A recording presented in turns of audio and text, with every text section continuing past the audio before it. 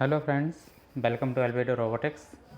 हमने एक सीरीज शुरू की थी इंट्रोडक्शन ऑफ आर्टिफिशियल इंटेलिजेंस के बारे में कि आखिर आर्टिफिशियल इंटेलिजेंस होता क्या है और इसके जो डोमेन्स होते हैं वो क्या क्या होते हैं। अगर आपने इसके पहले भी मैं एआई के 2 वीडियो अपलोड कर चुका हूँ, अगर नहीं देखे हैं तो पहले उनको देखिए, उसके बाद इस पर आइए, आपको ज़्यादा बेनिफिट मिलेगा।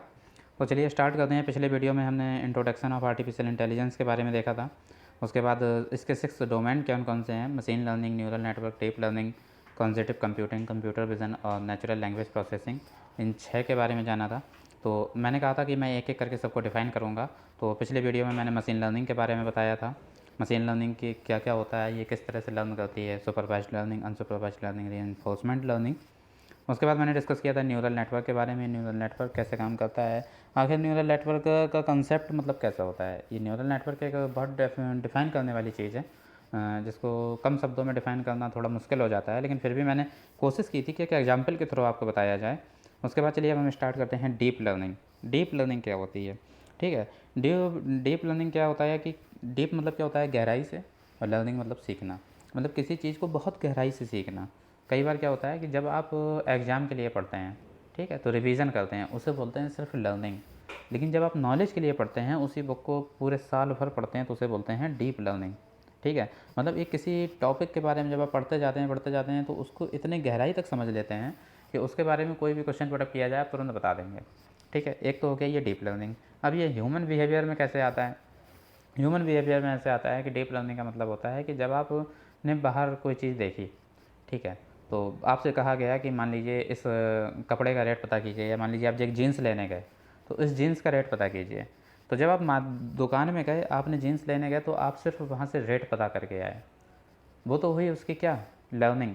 लेकिन आपने वहाँ गए, आपने उस कपड़े को देखा, उस कपड़े की क्वालिटी भी पता करी, उसका रेट भी पता करा, उसकी बनाने वाली जो कंपनी थी उसके बारे में जाना, ठीक है, उसके साइज़ के बारे में जाना, ठीक है, कि मतलब उससे रिलेटेड अगर आपसे कोई क्वेश्चन पुटअप किया जाए तो आप फेल ना हो, आप वो सारे क्वेश्चन का आंसर दे दें।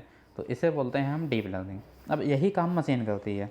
मशीन करती है कि जैसे देखिए, मैंने एक मशीन लर्निंग का एग्जांपल दिया है कि मशीन कैसे सीखती है। जैसे मान लीजिए ये इनपुट है, इनपुट में आप देख पा रहे हैं ये कैट रखी है, और ये फ्यूचर क्या है, एक्सट्रैक्शन है, ठीक है। तो मान लीजिए एक कैट को एक मशीन लर्न कर रही है, तो उसने सिर्फ अपने सारे न्यूरल नेटवर्क, मैंने बताया था कि उसके एक एक पॉइंट से सारे पॉइंट कनेक्टेड रहते हैं, ह्यूमन न्यूरॉन्स की तरह। जैसे माइंड में बहुत सारी होती है ना इंद्रियां, माइंड से हमारे सारे हम कनेक्ट रहते हैं डायरेक्टली। तो वही चीज़ इसका होता है। इसमें मशीन लर्निंग ने क्या किया, कैट को देखा कि हाँ ये बिल्ली है या नहीं है, बस इसने आइडेंटिफाई कर लिया। बट डीप लर्निंग क्या होता है, क्योंकि इसने ये आइडेंटिफाई किया कि ये क्या है, उसने क्या ये कैट है या नहीं है, ये पहले आइडेंटिफाई किया। उसके बाद अगर कैट है तो उसका कलर क्या है, उसका साइज़ क्या है, इन सब के बारे में जब उसने लर्न किया, उसने ये भी लर्न किया ये कैट है, ये भी उसके बाद उसने लर्न किया कि ये इसका जो कलर है वो रशियन ब्लू है। उसके बाद ये भी लर्न किया कि इसका साइज़ क्या है, ये एक सर्कल के अंदर है, ठीक है। तो इसे आप बोलते हैं डीप लर्निंग।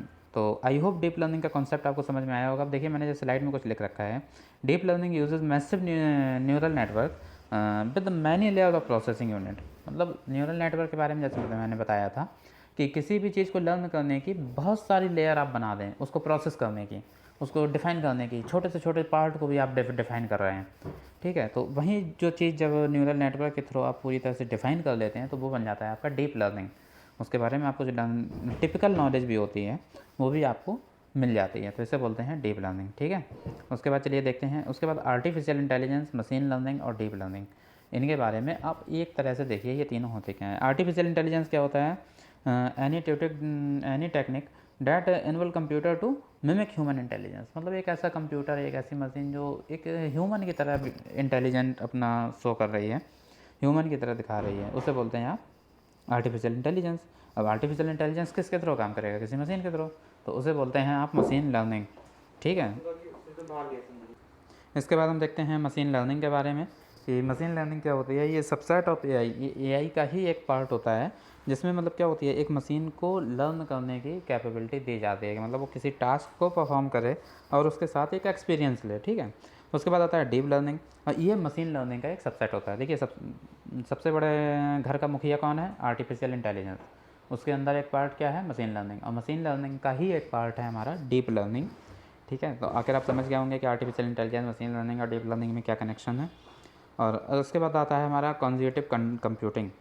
कॉन्जिगेटिव कंप्यूटिंग क्या होता है, देखिए इसमें कंप्यूटर का एक फ्रेमवर्क होता है कि जैसे आपने कहीं एक डाटा, ठीक है, डाटा स्टोर किया है, जैसे स्ट्रक्चर डाटा, अनस्ट्रक्चर डाटा है, कोई ऑडियो है, वीडियो है, इमेजेस हैं, ठीक है। इसके बाद एक आपने मशीन लर्निंग, कोई ऐसी मशीन है जो लर्न कर रही है, उसमें ये दिया, तो मशीन उसके बाद में क्या करेगा, उसको सर्च करेगा, एनालाइज करेगा और उसका विजुलाइजेशन होगा। उसके बाद एक आंसर रिकमेंड करेगा, ठीक है। तो आंसर कैसा होगा, एक पैटर्न प्रेडिक्टिंग होगा, ठीक है। मतलब उसने क्या होगा, जैसे मान लीजिए आपने एक इमेज दी उसे, तो इमेज का क्या करेगा, जैसे हमारे नोज़ में एक पॉइंट लेगा वो, एक आई एब्रोज मिलेगा, आई मिलेगा, हेड मिलेगा, चीक्स मिलेगा, लिप्स मिलेगा, और इन सारे पॉइंट से एक फ्रेमवर्क तैयार कर लेगा कि हमारा आखिर चेहरा कैसा है, ठीक है। इन तीनों चीज़ों को इंक्लूड करने के बाद हमें एक वैल्यू देगा। उस वैल्यू कैसी होगी, ठीक है। उसके बाद engage customer revenue, security, productivity, reduce risk, cost saving, इन सब के बारे में हमें एनालाइज करके बता देगा। मतलब हमने डाटा दिया, डाटा करने के बाद मशीन ने उसको एनालिसिस किया, उसका विजुलाइजेशन किया, उसके बाद उसके बारे में पैटर्न प्रोडिक्ट किया, और पैटर्न प्रोडिक्ट करने के बाद हमें जो आंसर दिया वो इतना वैल्यूएबल होगा कि उसके आपको सारी नॉलेज वो बता देगा कि इसकी लाइफ क्या है, इंगेज कस्टमर्स क्या क्या है, इसका रेवेन्यू क्या है, सिक्योरिटी क्या है, प्रोडक्टिविटी क्या है, ठीक है, इसमें रिस्क क्या है और कॉस्ट सेविंग क्या है, ठीक है। आई होप आपको कॉन्सेप्टिव कंप्यूटिंग के बारे में पता चला होगा, और इसी तरह इसके 2 पार्ट और हैं, वो भी मैं अगले एक वीडियो में डिस्कस करूँगा। तो चैनल को सब्सक्राइब कीजिए अगली नोटिफिकेशन पाने के लिए, बेल आइकन को प्रेस कीजिए। Thank you so much.